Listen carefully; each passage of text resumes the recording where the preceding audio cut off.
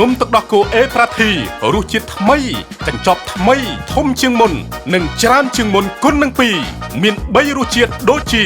រសជាតិទឹកដោះគោរសជាតិសូកូឡានិងរសជាតិ Strawberry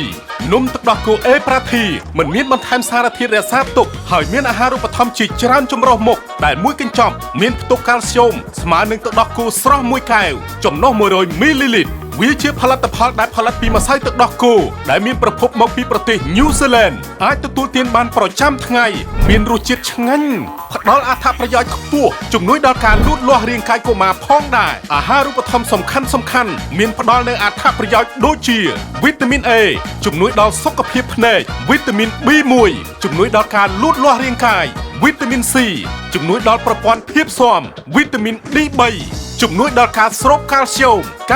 មជំនួយដល់សុខភាពឆ្អឹងនិងធ្មេញប្រូតេអ៊ីនជំនួយដល់សាច់ដុំលោកអ្នកអាចរកទិញបាននៅតាមបណ្ដាហាងនិងឱសថស្ថាននានាក្នុងព្រះរាជាណាចក្រកម្ពុជា